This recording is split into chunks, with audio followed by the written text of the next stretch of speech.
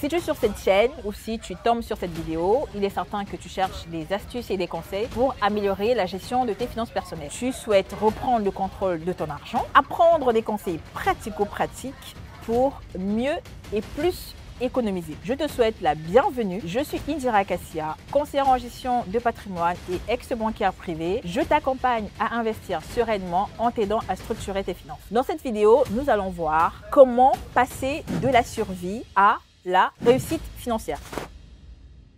Comme j'ai l'habitude de le faire, on va d'abord définir les notions que nous abordons dans ce titre. Comment passer de la survie à la réussite financière. Qu'est-ce qu'on appelle la survie financière? La survie financière, c'est lorsque tu te débats avec tes finances, c'est lorsque à la fin du mois, tu es dans le rouge ou avant la fin du mois, tu es déjà dans le rouge. La survie financière, c'est lorsque tes charges sont largement supérieures à tes revenus et que tu peines à boucler les fins de mois. A contrario, la réussite financière n'est pas toujours ce que l'on pense. La réussite financière, ce n'est pas combien je gagne, ce n'est pas j'ai gagné au loto, ce n'est pas je gagne 1 million par mois ou 10 000 euros par mois, ce n'est pas je suis hyper riche ou fortuné. La réussite financière, ce n'est pas combien vous gagnez, mais surtout combien vous épargnez. Donc, la réussite financière se mesure au montant de mon épargne et non par le montant de mes revenus. Parce que je peux gagner 5 000 euros, 100 000 euros, 200 000 euros par mois et qu'à la fin du mois, mes dépenses sont largement supérieures.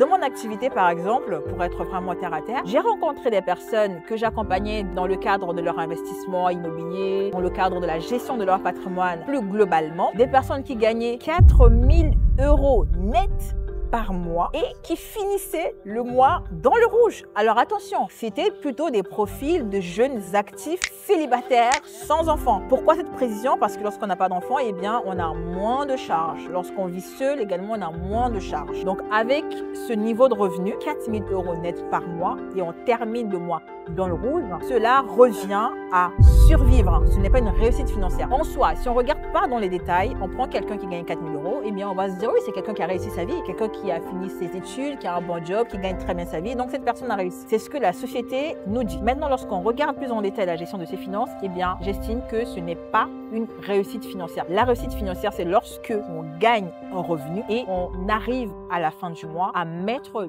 de côté une partie de ce revenu tout en couvrant l'ensemble de nos charges. La première chose à faire, c'est vraiment de prendre conscience de sa situation. Parce que certaines personnes sont dans cette situation où ils se débattent avec leurs finances. Pour autant, cela ne les alarme pas. Cela ne les embête pas plus qu'autre chose. Donc, la première étape, c'est vraiment une prise de conscience pour se dire « Ok, attention, là, je travaille ou je gagne bien ma vie. Simplement, à la fin du mois, je ne sais pas où va mon argent. Je ne sais pas comment je dépense. Je ne sais pas où cet argent-là part. » On prend conscience de la situation et on se dit, il est temps de changer les choses. On prend la décision de changer les choses. La prise de conscience est vraiment hyper importante parce que c'est à partir de ce moment-là où on va décider de changer les choses ou pas. Et je recommande de prendre conscience de cela avant qu'il arrive un gros choc. Parce que généralement, les prises de conscience, je parle même pour moi, c'est lorsqu'il nous arrive un choc dans la vie. On perd son travail. Moi, c'était mon cas. J'avais pas perdu mon boulot, mais j'avais démissionné sans prendre des mesures financières pour m'éviter de passer par un désert financier. Donc, soit lorsqu'on perd son boulot, lorsqu'on perd un compagnon avec qui on partageait nos finances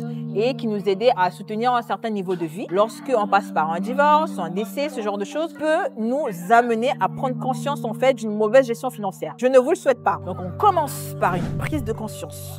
Cette prise de conscience amène à la prise de décision de changer les choses. Ensuite, une fois qu'on a pris la décision d'améliorer notre santé financière, eh bien, on va commencer à appliquer les principes d'une bonne gestion financière. Et c'est là que tu dois t'abonner à cette chaîne pour apprendre les principes universels d'une bonne gestion financière qui te garantiront la réussite financière. Troisième étape, une fois que vous avez commencé à pratiquer, à mettre en place ces principes de bonne gestion financière, eh bien, vous devez changer vos habitudes complètement. Vous devez changer vos habitudes de dépenses, vos habitudes de consommation. Changer ces habitudes reviendrait, par exemple, à noter ses dépenses. Ça, c'est quelque chose de vraiment puissant. Ça ne paraît rien comme ça, mais prenez simplement l'habitude de noter. Ça peut être tous les soirs, ça peut être tous les dimanches, donc chaque semaine, de manière journalière, hebdomadaire ou mensuelle. Notez vos dépenses. Pour ceux qui sont plus à l'aise avec le papier comme moi, au stylo, on le note. notes ou ceux qui sont plus à l'aise sur le digital,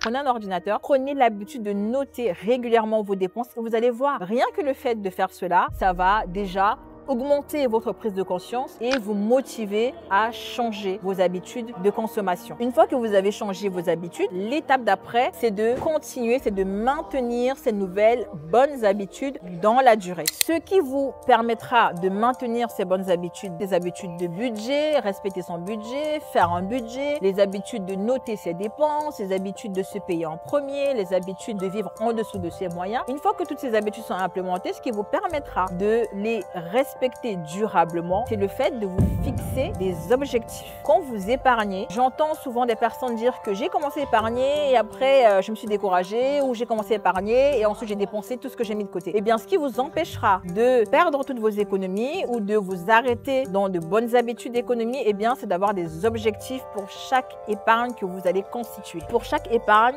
ayez un objectif. Ça peut être j'économise pour partir en vacances, j'économise pour m'acheter une voiture, j'économise pour m'acheter une maison ou financer l'apport de mon investissement immobilier. Ça, ce sont des exemples d'objectifs que vous pouvez vous fixer. Et cela vous permettra de maintenir vos bonnes habitudes durablement et de passer de la survie à la réussite financière.